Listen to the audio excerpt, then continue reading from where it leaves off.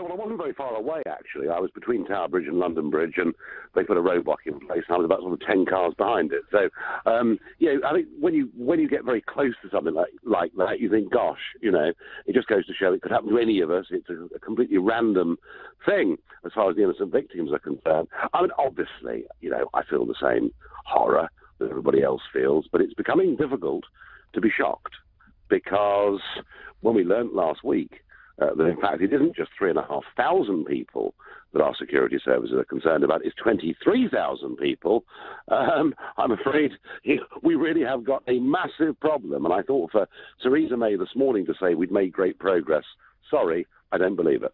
Tell us though, Nigel, UKIP has been the only party under the current leader, Paul Nuttall, to disagree with the suspension of electioneering, political campaigning. Why is that?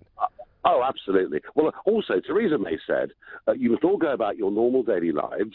We must not let this attack stop our democratic process. Oh, and by the way, we're going to suspend campaigning. I mean, if ever I saw a mixed message, that was it.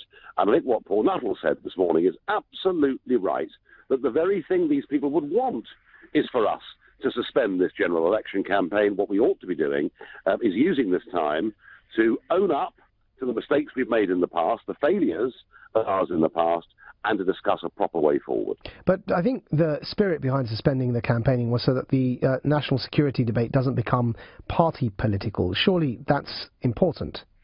No, it has to become party political. It absolutely must be party political. Look, we've had a situation here where, and you know this better than anybody, that we have behaved, frankly, with kid gloves because of political correctness for fear of being thought to be racist or anything else. And we need to have a proper, open, frank conversation about it. And if certain political parties wish to stay in denial over this, well, that surely is something the public ought to see. Yeah, I think that perhaps the kid gloves point is correct, but surely that's even more so an argument to say that this debate must sit above party politics. It's a national security debate. It shouldn't be politicised precisely in the way it has been politicised by some politicians and activists who, in the name of their own political preferences, perhaps in the name of the votes that they seek to acquire from certain communities, have been too soft on this debate and have been too politically correct on that. Doesn't that just reinforce the point, Nigel, that this shouldn't be politicised? I have to say, I thought Piers Morgan's tweet on this was very good this morning. Piers Morgan said, I will vote on Thursday for the political party which offers the best solution to this crisis. And I think what Piers said there rather sums it up. By its nature, it has to be political, and it will always be party political. I perhaps those two things may be separate in some people's minds, party political and political. But tell us your reaction to Theresa May's four-point plan this morning. Well, the fact that she said enough's enough, well, she should have said that years ago. There was absolutely, no mention of the fact that she'd been the Home Secretary for 6 years. And whilst what she said about the internet and wanting to take action was good, I didn't hear anything about what's going on with radicalisation inside our prisons. I heard nothing about radicalisation inside our schools. And least of all, I heard nothing about the preachers of hate that are allowed into some of the mosques in this country. And it's worth remembering that the Manchester bomber went to the Didsbury Mosque, who had, over the last decade, had some genuine preachers of hate. So, it all sounds a little bit like shutting the door after the horse has bolted. Well, she was Home Secretary for 6 years, so is that not just too little, too late? What she said about enough is enough.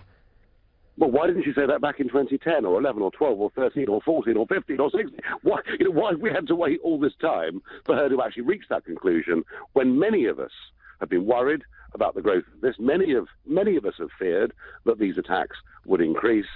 And yet, we were the sort of people that were shouted down for daring to even suggest there was a problem. Now, Nigel, I often worry that politicians find it easy to respond in concrete ways that allow them to turn to people for votes and say, this is what I did. I tangibly, stiffer, longer sentences, more people in jail, or whatever, less immigration. These are figures and facts that you can put to people and say, this is tangibly what I've done. And where they have traditionally shied away from is the ideological debate, whether from fear of naming the problem. Finally, Theresa May's named it as Islamist extremism, yes, but she hadn't done so before and struggled to do so as Home Secretary. It took David Cameron to do so, but then, of course, she became Prime Minister. But whether it's naming the problem as Islamist extremism or indeed fostering and galvanizing those voices within civil society that are seeking to challenge Islamist extremism. So in that context, do you agree, first off, that the bigger problem is the ideological challenge and not simply one of law and order? And then second off, I suppose, to the question is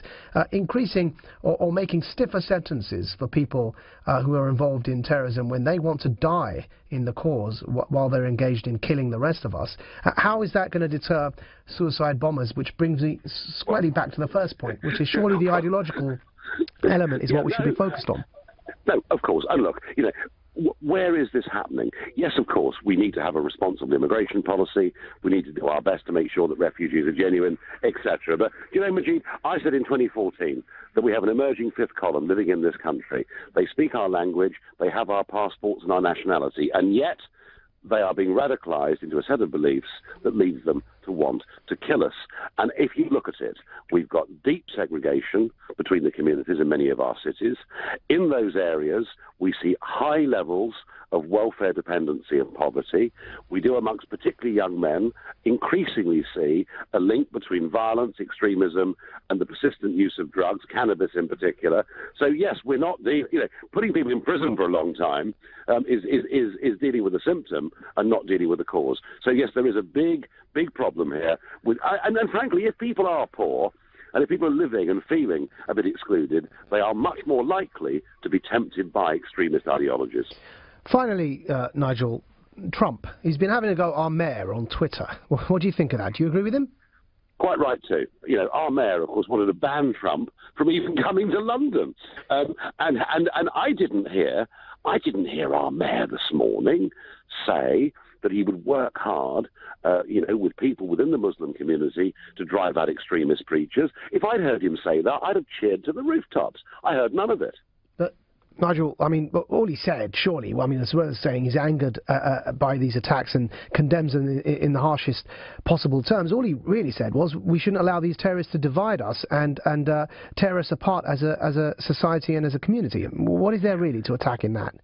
Yeah, fine. We hear it every single time. I think we're getting to a point where people actually want to see some action, want to see a genuine plan. Yes, it's all well and good to show sorrow and solidarity and a community coming together in grief and all of those things. But I think we're reaching the point where people need a lot more than that. And you know something?